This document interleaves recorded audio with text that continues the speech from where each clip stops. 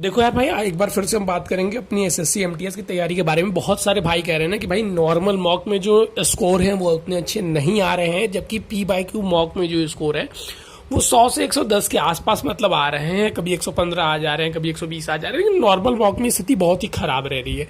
तो देखो भाई, एक बात को ध्यान देना। देखो इस टाइम जो अब बहुत टाइम कम बचा हुआ है, ठीक है, सबसे पहली प्रायोरिटी तो आपको यही करनी चाहिए कि आपको बस पी बाई क्यू मॉक देना ही चाहिए। दूसरा कोई मॉक आप मानो या ना मानो, आपको देना ही नहीं चाहिए। जैसे मैं बताऊं तो आप जितने ये क्वेश्चन मेरे देख रहे हैं ना, ये सब पी वाई क्यू मॉक के ही हैं। ऐसा नहीं है कि बस मतलब एमटीएस वाला ही है, लेकिन अक्सर देखिए जो इम्पोर्टेंट मॉक है वो आपके लिए पी वाई क्यू ही है, ठीक है। नॉर्मल मॉक अगर आप किसी और चीज की प्रैक्टिस कर रहे थे, जैसे मान लीजिए आप सीजीएल की कर रहे हैं, सीएचएसएल की कर रहे हैं, और मैथ वाले पोर्शन के लिए आप नॉर्मल मॉक देंगे तो समझ में आएगा। भाई इंग्लिश का लेवल में देखना, तुम एमटीएस वाले किसी का भी मॉक देना, मतलब मैं बहुत ज्यादा तो मॉक नहीं दिया हूँ किसी अदर प्लेटफॉर्म का, लेकिन जिनका दिया हूँ उन पे मैं देखता हूँ कि पी बाई क्यू से थोड़ा सा वो डिफिकल्ट देते हैं, तो उन पे और वो थोड़ा सा देखो अलग अलग। देखो कोई भी मॉक वाले ना, एक बात पहले भाई हमको समझनी होगी, जहां भी आप मॉक देते हैं ना, वो कहीं से क्वेश्चन बना के नहीं लाते हैं, वो क्वेश्चन अदर एग्जामिनेशन का डाल देते हैं। जबकि जो पी बाई क्यू होता है वो प्योरली एसएससी का होता है और प्योरली सेम पैटर्न पे होता है जो एसएससी हमसे पूछता है, ठीक है। तो देखो नॉर्मल मॉक में अच्छा जाए और पी बाई क्यू में खराब है तो ये चिंताजनक है। इसमें भाई तुमको फिर कुछ सोचना होगा, फिर डाउट कर सकते हो। लेकिन अगर पी बाई क्यू मॉक में अच्छे मार्क्स आ रहे हैं और नॉर्मल में थोड़े से 10 नंबर 15 नंबर पीछे भी है तो कोई दिक्कत नहीं है भाई, ठीक है। और लास्ट टाइम तो मैं आपसे बस कहूंगा ना कि जितना हो सके बस पी बाई क्यू ही दो, ठीक है। क्योंकि मैं भी बताऊं ना तो मैं पूरा बस पी बाई क्यू दे ही रहा हूँ, उसके अलावा मैं कुछ एक्स्ट्रा नहीं दे रहा हूँ। पी बाई क्यू देने के 2-3 रीजन है।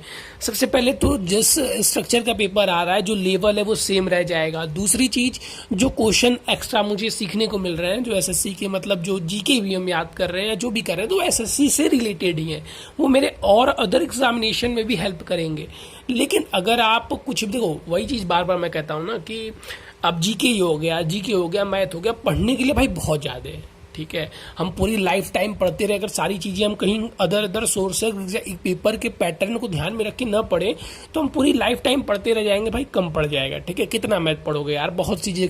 अब कैलकुलस नहीं पूछ रहा है, आप कैलकुलस पढ़िए, डिटर्मिनेशन पढ़िए, इंटीग्रेशन पढ़िए, ये सारी चीजें क्यों पढ़ोगे भाई तुम?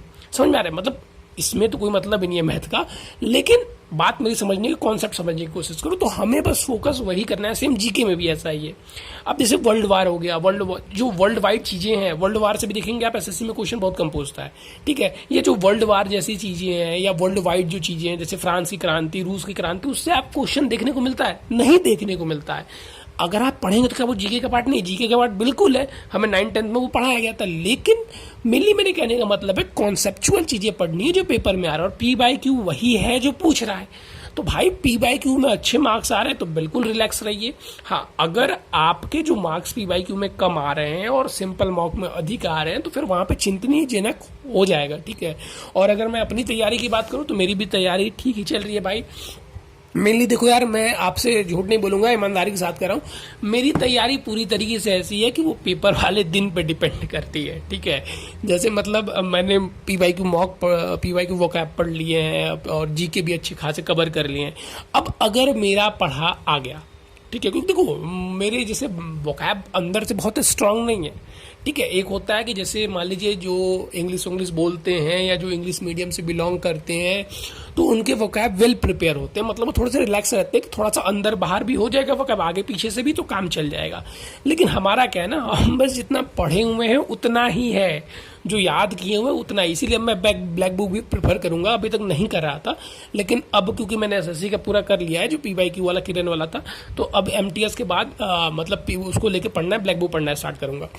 अभी तक नहीं लिया है, ठीक है। तो और ये जो रीजन है, क्योंकि मैं अब चाह रहा हूँ ना थोड़ा वोकैब का मेरा भी दायरा बढ़े, क्योंकि ऐसा है ना कि थोड़ा सा पेपर से रिलेटेड आ जा रहा है तब तो कर पा रहे, और नहीं आ रहा है तो छूट जा रहा है भाई।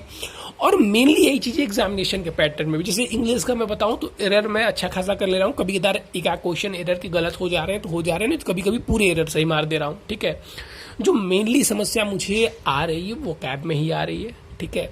अगर मेरे वोकैब पकड़ में आ गए तो इतना कॉन्फिडेंस है भाई कि मतलब 70+ तो आराम से बात, मतलब 75 भी आ सकता है, लेकिन 70+ तो आराम से, ठीक है, तो इतना कॉन्फिडेंस मुझे आ रहा है ये देख के कि बस वो कैप पे डिपेंड मेरा क्या करेगा, ठीक है, वो कैप पेपर में क्या आएगा। दूसरी चीज जीके वाले पोर्शन में बात करें तो जीके वाले में तो भाई इतना अंदर से कॉन्फिडेंस है कि अगर जीके में पेपर ठीक ठाक रहा, ठीक है, मतलब ठीक ठाक रहा, मतलब जो नॉर्मल पेपर रहा, मॉडरेट लेवल पे आएगा, तो भाई अपना आराम से 45 से 50 में स्कोर कर पाएंगे। इतनी चीजें मेरे अंदर दिमाग में है, ठीक है, कि 45 से 50 आराम से स्कोर कर पाएंगे जीके में अगर मॉडरेट। अगर जो मेरा पढ़ा पढ़ाएगा तो फिर 65-50 वो अलग बात हो जाती है, लेकिन हाँ इतना है कि 45 से 50 के बीच में नॉर्मली अपन लाई करेंगे। लेकिन 50 अगर इसमें आ जाता है या 45 भी आता है तो जीके में मुझे सॉरी माफ कीजिएगा, जो इंग्लिश है उसमें किसी भी तरह 70 तो लाना ही होगा।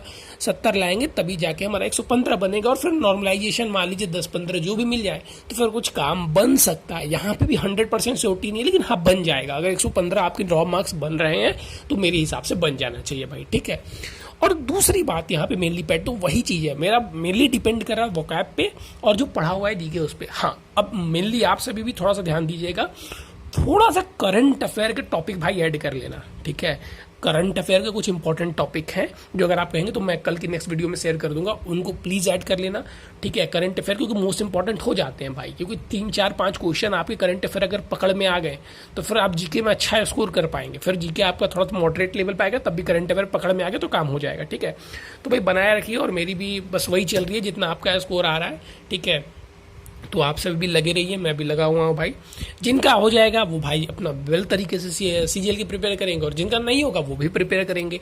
मेनली भाई देखो बात यही है कि सब अपना 100% दे रहे हैं, हम भी अपना 100% दे रहे हैं, और तुम भी अपना 100% दे रहे हो। तो अब थोड़ा सा निराशा से बाहर निकलना होगा भाई। डर लगेगा, बिल्कुल लग रहा है, ठीक है। वो कहने की बात होती है कि हम कह दिए और ये सारी चीज़ें, नहीं, डर लगेगा, अंदर से आपको डराएगा भी, लेकिन अपने को क्या करना है कि वेल प्रिपेयर रहना। और थोड़ा सा कहूँगा कि मतलब जो होगा उसको न सोचा जाए, अभी जो करना है उस पर थोड़ा सा ध्यान दे दिया जाए, ठीक है। चलो भाई फिर रखते हैं, फिर मिलेंगे कल की वीडियो में। अगर आपको कोई भी डाउट हो तो कमेंट में पूछ लेना, और भाई चैनल को सब्सक्राइब कर देना यार।